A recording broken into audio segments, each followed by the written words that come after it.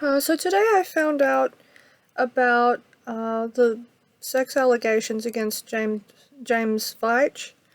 I was really surprised at first when I heard of this because he was somebody that I had like a lot of people I think looked up to him as this guy who was standing up to the scammers of the internet and being really funny as he taught other people how to do the same.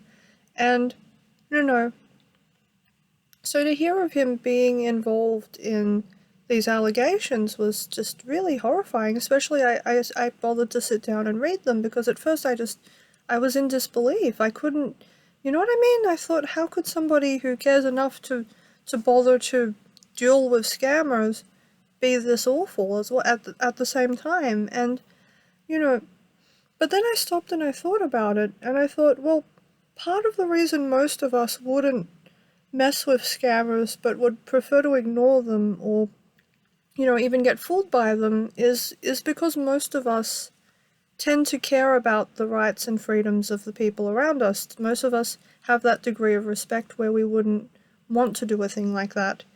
And so in a sad and bizarre sort of way, I had to realize that his personality made both actions possible. For him to do the thing of being awful to scam artists at the same time that he, you know, brutalized these women. And the things he did weren't, mild, things that could be misunderstood.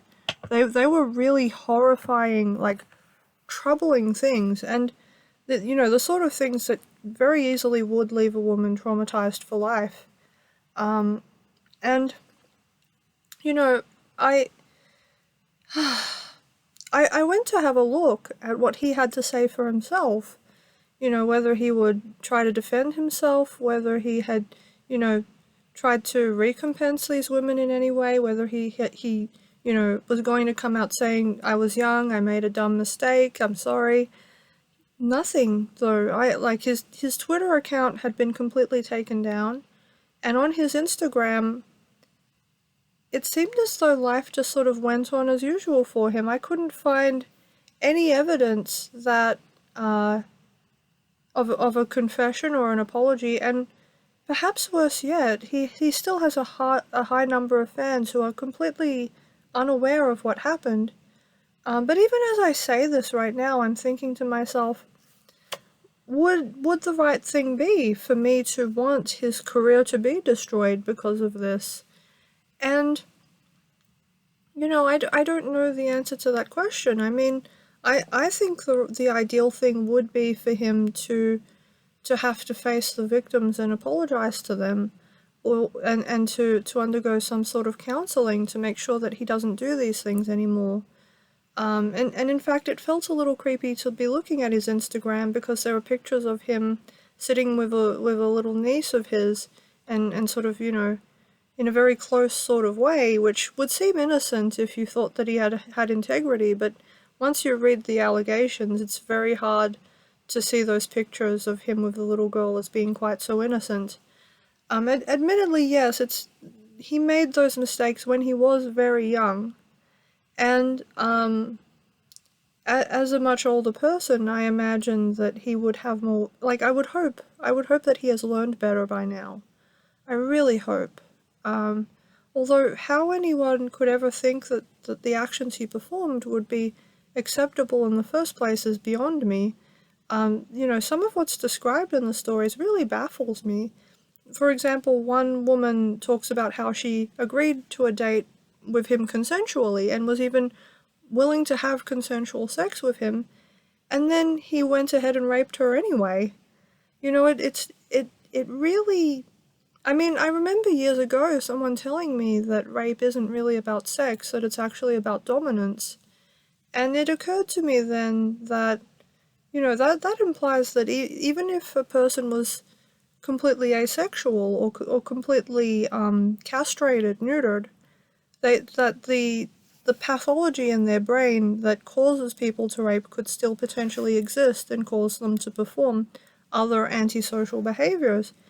And just in a bizarre way, in the case of James Veitch, he almost ended up having a TV show that, and all these other wonderful things in his life because of his antisocial behavior. And it's just that his antisocial behavior had one positive manifestation.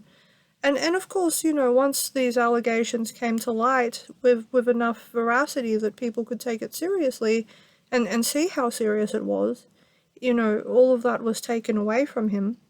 Although he has, it seems that he has created a card game that looks like it's not dissimilar to Cards Against Humanity, but it's sort of more lockdowns related.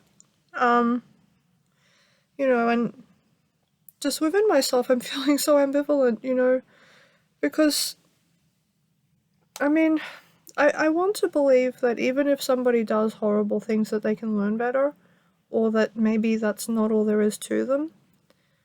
And that's the thing though, I have no idea what it's like to think like this, to think like a rapist. Because if I, like, even if I imagine myself locked away with any of the men who spurned me in the past, in a world where there were no moral ramifications for my actions, just purely locked, left alone with them, left with full power over them, what would I do? And the truth is that I'd look after them. I'd want to be kind to them, and my natural instinct would be to treat them well, and to, to, even in the absence of perhaps it would be easier in the absence of witnesses to be forgiving of them, because at the very least, if I forgive them, no one can tell me I'm an idiot for forgiving them. And, you know, so, yeah, it's just really hard for me to understand how anyone would want to rape another person. Even when they're really angry, like even when I've been really angry, I've never thought, yeah, I'm gonna go rape somebody. Like I've always thought, you know, I might, want to hurt someone, but not that way. Like it never entered my mind, and even the thought of it is just sickening to me. I you know But it's very easy for me to sit here and say that. It's very easy. I mean, maybe if I want to have better understanding, I should go and look for, people doing what I'm doing right now, except about rape. But I don't know that I want to enter that closely into the mind of that sort of person. To me, that sounds really uncomfortable. But at the same time, I'm thinking, I'm sitting here in judgment, and that's not, like, I don't believe that judgment is the way forward in social problems. I think it's better to try to be understanding and to work constructively from that place of understanding. But then I think, who am I to believe that I'm in any position to help one way or the other? Really, that's the job of counselors and mental health practitioners, and it's upon the rapists themselves to learn better. It's not upon me to try to fix anybody. So, I'm probably just going to go on with my life, but it's still really scary. It's still really scary to imagine that another human being's way of thinking can be so utterly removed from my own, or from the minds of, I imagine, most people, that they would find that action acceptable. Like, to the extent where they could carry it out as well. Like, it's not just a fantasy inside their head. They're actually doing this in real time. And it's not isolated. It happens all over the world. And you never know, you might never see it coming. And I've just, yeah, I don't know if I should want to understand.